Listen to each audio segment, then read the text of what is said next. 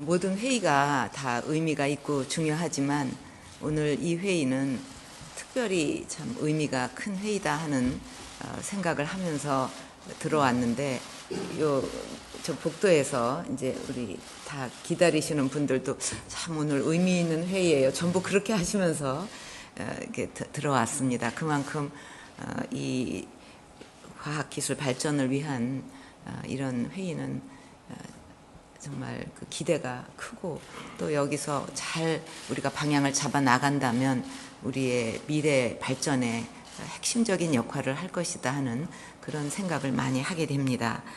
오늘 그 우리나라 과학기술 발전을 이끌고 있는 산학연 전문가 여러분과 함께 첫 번째 과학기술 전략회의를 개최하게 돼서 매우 뜻깊게 생각합니다.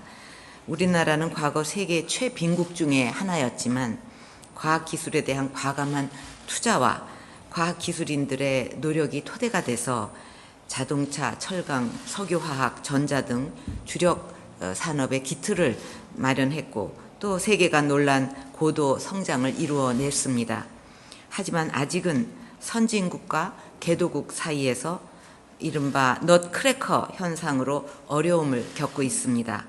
과거에는 선진국에는 기술 경쟁에서 뒤지고 개도국에는 가격 경쟁에서 밀려왔는데, 요즘은 일본의 엔저 공세와 중국의 기술 발전으로 신 넛크래커라는 어려움에 직면해 있습니다.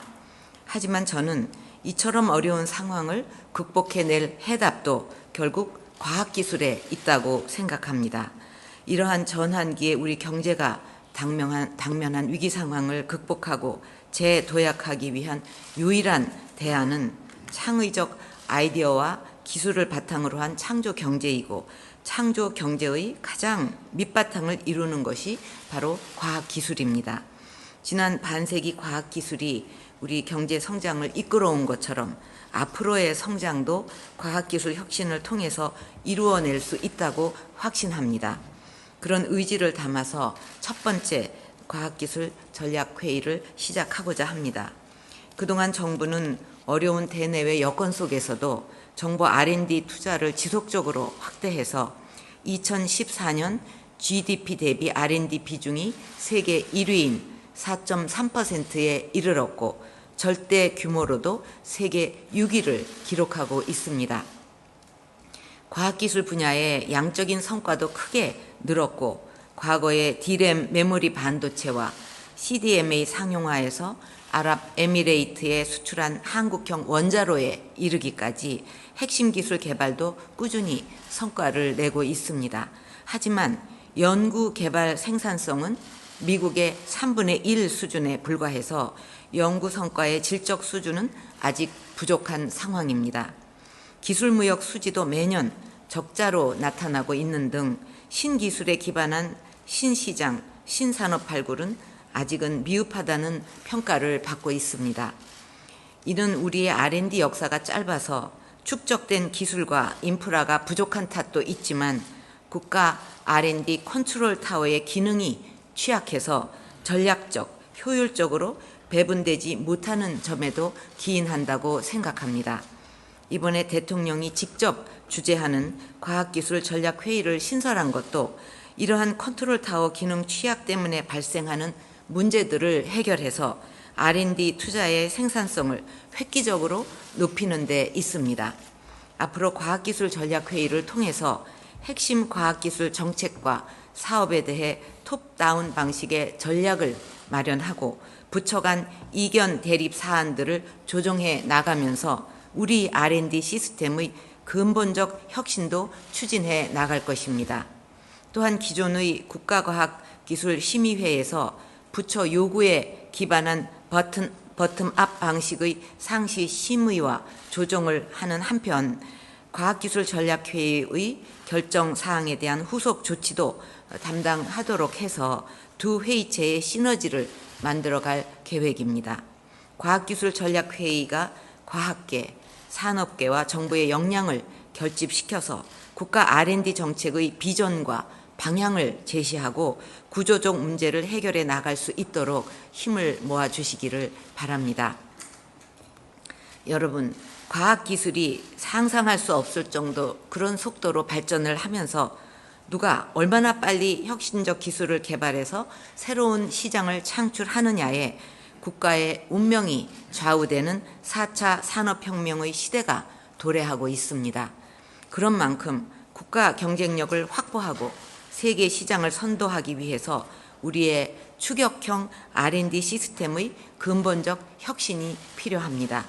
R&D 시스템의 혁신을 위해서는 먼저 정부의 역할을 분명히 해야 합니다. 민간에 맡길 것은 과감하게 민간에 맡기고 정부는 중장기 기초 원천 기술과 민간 투자가 어려운 분야에 집중하는 역할 분담이 이루어져야 할 것입니다. 이미 민간의 R&D 투자가 정부 R&D 투자의 3배에 달하고 있는 만큼 민간 R&D의 우수한 역량을 최대한 활용할 필요도 있습니다. 정부가 길러낸 우수한 인력과 원천 기술을 토대로 우리 기업들이 새로운 기술을 개발해서 세계 시장에 내놓을 수 있는 선순환 구조가 구축되어야 합니다. 대학, 출연연, 기업들의 역할도 재편할 필요가 있다고 봅니다. 지금처럼 대학, 출연연, 기업이 차별성 없는 연구를 할 것이 아니라 각자 역할에 맞고 잘할 수 있는 연구에 집중해야만 합니다. 이를 위해서 먼저 대학들이 한계 돌파형 기초연구와 인력 양성에 집중할 수 있도록 지원해 나가야 하겠습니다. 기초연구는 과학기술자의 지적 호기심에서 시작이 되지만 이것이 상상하지도 못했던 새로운 기술과 산업의 원천이 됩니다. 일본은 메이지 유신 이후 꾸준히 기초 연구에 투자를 해서 최근에는 많은 노벨상 수상자를 배출을 했는데 우리도 대학을 중심으로 기초 연구에 지속적으로 투자를 해서 한계 돌파형 연구에 매진할 수 있는 환경을 만들어야 하겠습니다. 대학 연구자들에게 단시간에 성과를 요구하기보다 꾸준히 한우물 파기 연구를 할 수 있도록 지원을 하고 신진 연구자로 시작해서 중견 리더 연구자로 성장해 나갈 수 있는 안정적인 기초연구 지원 체계를 마련해야 합니다. 또한 대학이 개발한 기초연구 성과의 사업화와 산학 협력을 장려하되 대학이 상대적으로 경쟁력이 떨어지는 대형 상용화 연구를 주관하는 것은 줄여나가는 방향이 바람직할 것입니다. 출연연의 역할도 새롭게 자리매김을 할 필요가 있습니다. 출연연은 50년 전 키스트 설립 이후 자동차, 조선, 화학, 전자를 비롯한 우리 주력 산업의 기반 기술을 개발해온 소중한 자산입니다. 하지만 언제부턴가 원천성도 부족하고 상용화도 안 되는 애매한 연구 결과만 양산하고 있다는 비판이 커지고 있습니다.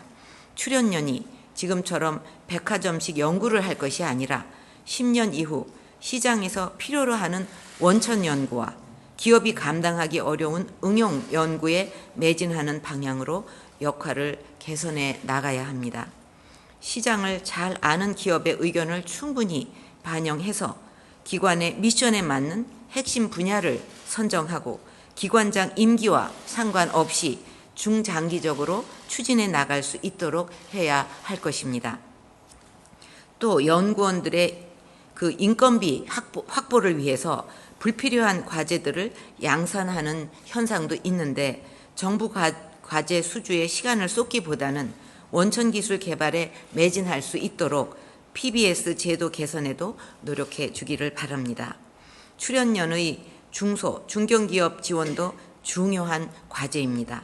작년에 도입한 프라운호퍼 방식 연구소가 현장에 안착되고 있는지 면밀하게 살피고 각별하게 신경을 써야 하겠습니다. 마지막으로 기업은 상용화 연구에 중추적인 역할을 수행할 수 있도록 기업의 관점에서 기업별 특성에 맞는 지원을 해야 할 것입니다. 창업기업이 기술혁신형 기업을 거쳐서 글로벌 강소 기업으로 성장을 하려면 정부의 성장 단계별 맞춤형 지원이 반드시 필요합니다. 각 단계별로 기업에게 가장 필요한 것이 무엇이고 가장 어려운 점이 무엇인가를 살펴서 집중적으로 지원해 주기를 바랍니다. 또 세계적인 수준에 이른 우리 대기업들의 R&D 역량을 국가적 차원에서 활용할 수 있는 시스템도 마련해야 하겠습니다. 대기업이 스스로 중소기업, 대학, 출연연과 컨소시엄을 구성해서 협력 연구를 수행할 때 여기에 참여하는 중소기업, 대학, 출연연을 정부가 지원하는 새로운 협력 방안을 찾아보기를 바랍니다. 이처럼 분야별 역할의 재조정과 함께 연구자들이 자율성을 가지고 연구에 몰입할 수 있도록 연구할 맛 나는 그런 환경을 구축하는 것도 매우 중요합니다. 연구비를 지원한다는 명목으로 비전문가인 공무원들이 연구자들에게 간섭하는 일이 적지 않은데 정부가 지원할 것은 충실히 지원하되 불필요한 간섭은 획기적으로 줄여 나가야 합니다. 연구 서식을 대폭 간소화하고 연구비 집행이나 관리와 관련이 된 불필요한 규제들도 과감하게 제거를 해서 서류 작업이 아니라 연구에 더욱 집중할 수 있도록 해 주기를 바랍니다. 과다한 평가 자료를 요구하거나 논문, 특허 건수와 같은 보여주기식 성과를 요구하는 일을 줄여서 연구자들의 평가 부담을 완화해 줄 필요도 있다고 생각합니다.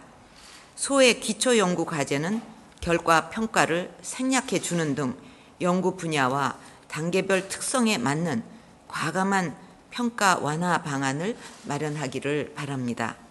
이처럼 정부에서 연구자들의 자율성을 최대한 확대해 나갈 생각인데 연구자들도 최선을 다해 성실하게 연구를 수행하고 작은 부정이라도 발생하지 않도록 노력해 주시기를 바랍니다.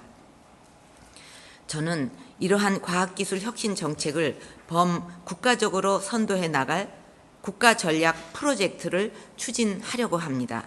올해 초 다보스 세계경제포럼에서는 무인 자동차나 3D 프린팅, 드론 등으로 대표되는 파괴적 기술 혁신이 큰 화두였습니다.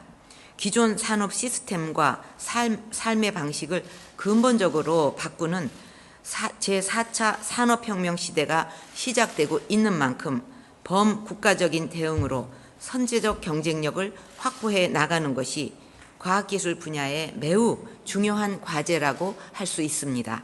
특히 불확실성이 큰 파괴적 혁신 기술의 경우에 긴밀한 민관 협업을 통한 선제적 대응이 매우 중요하다고 할 수 있는데 그동안 우리가 이런 부분에 취약했던 것이 사실입니다.